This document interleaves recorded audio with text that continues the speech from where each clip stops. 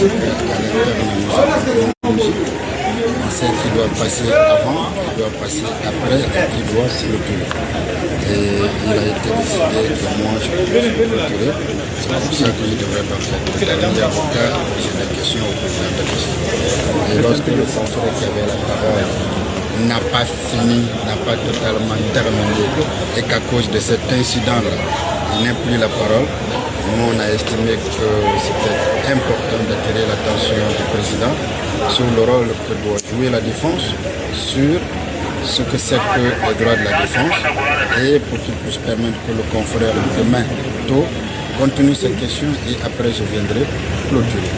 Il a compris et il a accédé à la demande. Justement, le président Ibrahima Solidé Tounkara a tenu aussi à vous rassurer en tant qu'avocat du capitaine Moussa Dadis Camara, rassurer notamment aussi l'accusé pour dire que l'incident provoqué par l'un de vos confrères à la personne de Maître Pépé Kolemou n'aura aucun incident sur votre client. Ça vous rassure?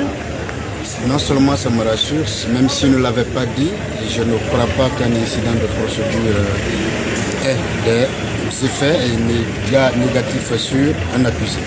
Je peux vous rassurer que je peux même vous dire que le procès pénal, c'est le procès des incidents.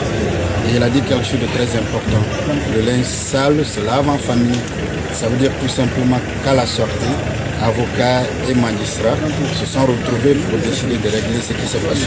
C'est donc normal qu'ils le disent, il était sincère en le disant.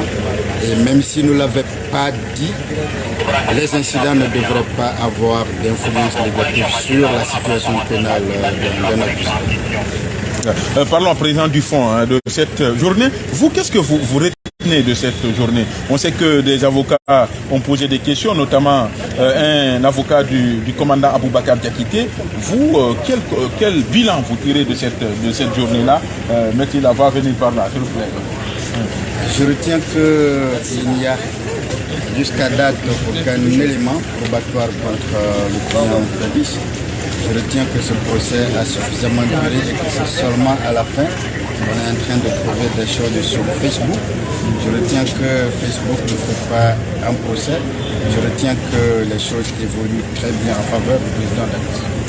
Oui, vous allez rester avec nous. Cette question pour Maître Sylla, justement, il a dit que, puisque vous avez dit que vous allez produire des preuves, vous avez même donné des documents ou versé des pièces au dossier, mais sauf que Maître Douakame a dit que ce n'est pas sur Facebook qu'on peut aller chercher des preuves. Bon, et parlant de l'article, s'il vous plaît, vous avez l'article 497 du Code de procédure pénale qui est très clair. Et les preuves sont libres en matière pénale. Et vous avez des révélations qui ont été faites. Vous avez à ces jours les langues qui se délient parce que lorsque ces dossiers s'ouvraient, il y avait des menaces.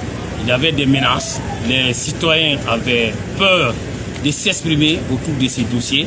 Maintenant que le procès est ouvert, vous voyez de toutes parts, alors il y a des témoignages accablants, des témoignages qui établissent que le capitaine Moussa Dadis Camara était bel et bien au stade, qu'il était à Marokana, qu'il a eu à diriger toutes les opérations qui ont eu lieu et qui ont eu pour conséquence le massacre du 28 septembre. Alors, ce sont ces éléments-là et nous venons de produire la transcription de l'audio qui circule sur les réseaux sociaux. Aujourd'hui, il n'est pas à reconnaître l'existence des réseaux sociaux comme faisant partie des moyens de communication. Ce n'est pas reconnaître. Et ce monde moderne, ça fait partie de notre quotidien. Et aujourd'hui, vous avez des témoignages qui fusent de toutes parts. Et vous n'avez qu'une partie pour le moment de ces témoignages que nous avons versés au dossier. Et ces témoins, au moment venu, ils ont promis qu'ils comparaîtront. Ils viendront yeux dans les yeux dire au président Dadis et dans les moindres détails tout ce qui s'est passé. Vous avez notamment essayé de déconstruire cette thèse de complot. C'est passé, vous êtes parvenu à le faire, mais vous devez justement d'abord avoir la réaction de Maître Douakame par rapport à ce document produit, à ces preuves, à ces témoignages. Même si encore une fois votre client estime que c'était un non-événement, il parle même de scénario. Vous savez ce que c'est que le témoignage. En droit, c'est la relation de ce qu'une personne sait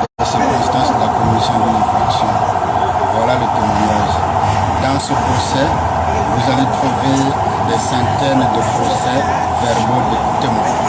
Des témoins qui sont venus, qui ont déposé, des témoins qui ont été entendus. Dans ce dossier, nulle part, je dis bien nulle part, il existe des témoignages accablants comme on veut le faire comprendre contre Dadis. Première chose. Deuxième chose, on vous dit que le témoignage est libre. Oui, c'est vrai, il est libre. L'article 197 le dit clairement. Mais il y a ce qu'on appelle la loi de la preuve. Interrogez-vous, même si vous n'êtes pas des spécialistes du droit.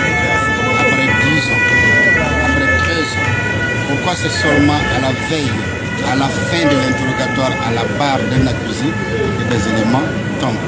Et sur les éléments dont on parle, il y a même des problèmes. On vous parle de deux choses. On vous parle d'agents secrets. Il n'y a aucun élément produit dans le dossier qui indique que c'est un agent secret. Deuxièmement, on vous parle de contrats conclus qui seraient conclus entre l'État guinéen et l'État angolais. Mais aucun contrat n'est produit. On vous a présenté des éléments. On a vu un profil, un artiste congolais appelé Momtou qui est décédé depuis longtemps. Il y a tout simplement quelqu'un qui se cache derrière. Mais nous ne sommes pas étonnés, puisque vous avez suivi ce procès du début à la fin. Vous saviez que dans sa narration des faits, le client du confrère et M. Aboubakar Toumba a fait allusion à un certain Congolais qui serait venu remettre et lui dire que le président Dadis aurait déposé telle liste à la CPI. On est tout simplement en train de nous faire comprendre, et ça c'est en faveur de Dadis, que depuis le début, aucun élément n'a été trouvé. À la fin, nous sommes en train de tout presser pour que des éléments tombent, quelle que soit leur origine, quelle que soit leur authenticité. Voilà pourquoi j'ai parlé de là. Justement, quand M. Dokame Abba s'interroge sur l'opportunité, sur le timing même, pourquoi c'est maintenant que vous sortez ces documents? Et s'il vous plaît, je voudrais vous dire que ce ne sont pas des nouveaux éléments. Je voudrais dire qu'il y a des victimes qui ont parlé et les procès verbaux figurent au dossier. Il n'y a pas plus tard qu'hier, Maître Amadou Ouri faisait état du procès verbal d'une victime qui confirme la présence du président Dadis et Amadou Kana. Donc s'il n'y a rien de nouveau, les éléments qui sont en train d'être versés au dossier, ces éléments ne viennent que pour réconforter ce qui existe déjà au dossier. Et je voudrais dire que les dispositions du code de procédure pénale permettent de recevoir des témoins, et même en dehors des témoins acquis au débat. C'est la loi qui le permet. Ce n'est pas parce que nous inventons, c'est ça les règles de la procédure. Qu'est-ce que vous avez pu obtenir du capitaine Moussa Dadis Camara aujourd'hui? Bon, aujourd'hui, vous avez compris que les éléments qui ont été produits pour tenter d'établir qu'il y a eu complot, ces éléments ne demandent absolument rien. C'est bien au contraire. Vous avez M. Sidia Touré qui a eu à lui faire des suggestions, des propositions, des pistes pour lui dire, ben moi aussi, comme vous, j'ai des suspicions, j'ai des doutes, alors menez des enquêtes. Plutôt que de mener des enquêtes, il vient produire ça comme une preuve